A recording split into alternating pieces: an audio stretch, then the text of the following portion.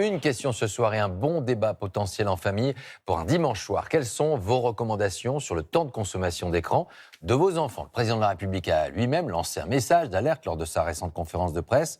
Mais concrètement, que sait-on de l'impact des risques qu'engendre cette exposition? Académie de médecine, association de pédiatres, psychologues multiplient les recommandations. Nabila Tabouri, Flavie Motila. Le téléphone portable. Pour ces adolescents, impossible de s'en passer. Ils en usent, voire en abusent. Il suffit de leur demander le temps moyen qu'ils y consacrent quotidiennement. 5h42 par jour. Oui, par jour. Je suis à 4h37. 5h25. Eux-mêmes en sont étonnés.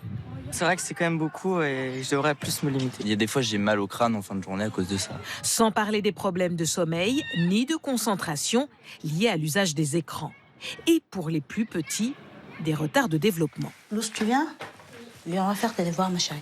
Luce a 6 ans. La petite élève de CP connaît ces mots de vocabulaire sur le bout des doigts. On écrit téléphone. Super.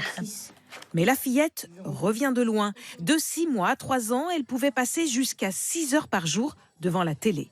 Sa mère s'est inquiétée car Luce ne parlait pas. Là, sur cette vidéo, elle a 3 ans. Qu'est-ce qui est partout? Tu poses une question, elle te répond pas. À part dire à maman, ou peut-être histoire. Là, je comprends que je lisais une histoire.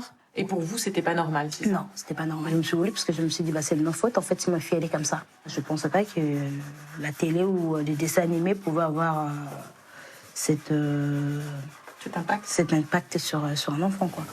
C'est la maîtresse de maternelle qui a alerté la maman de Luce. Une psychologue a suivi la fillette durant 3 ans. Et à la maison, une mesure radicale a été prise. J'ai arrêté les écrans. Ça m'empêchait de parler. À la place, mère et fille passent de longues heures à jouer et faire des activités ensemble. Comment tu t'appelles? Moi, je m'appelle Elijah. Et toi? Moi, je m'appelle Luce. Quand je la vois comme ça, c'est vrai que des fois, j'en reviens pas. Mais je me dis oui, j'ai tenu bon. C'était pas facile, mais je suis arrivée quand même. Donc, c'est une fierté pour moi. Alors, quel est le bon usage des écrans? L'Organisation mondiale de la santé recommande une absence totale d'exposition pour les enfants de moins de 2 ans, puis de limiter à 1 heure par jour entre 2 et 5 ans. En France, seuls 13,7% des familles respectent ces recommandations. Le docteur Duozika tire la sonnette d'alarme. Trop d'écran, c'est un risque accru de retard dans les apprentissages, à commencer par le langage. Les bébés, on les regarde pas bien dans les yeux, on est moins disponible, on joue moins avec eux, c'est moins riche au niveau des interactions. Et du coup, ça a un effet aussi, au fur et à mesure, à la fois du langage et à la fois de comprendre le monde qui l'entoure pour un enfant. Et puis, il y a le sommeil. Et quand vous êtes un petit enfant et même plus grand et que vous dormez pas assez, vous êtes moins bon dans les apprentissages, dans la mémorisation, dans la concentration, dans l'humeur, dans l'intolérance à la frustration, enfin bref. Qu'en est-il des plus grands? Direction Marseille. Dans ce centre social des quartiers nord, la consigne est très stricte. Naël, il est où ton téléphone portable? On n'a pas le droit de le ramener quand on est au centre social. Ce jour-là, ces enfants participent à un atelier de sensibilisation. Exercice pratique, déterminer le temps passé sur les écrans un jour d'école. De mon côté. Celles et ceux qui passent 1 heure ou moins de 1 heure, on va venir de ce côté-ci. 3 heures ou moins de 3 heures. 7 heures.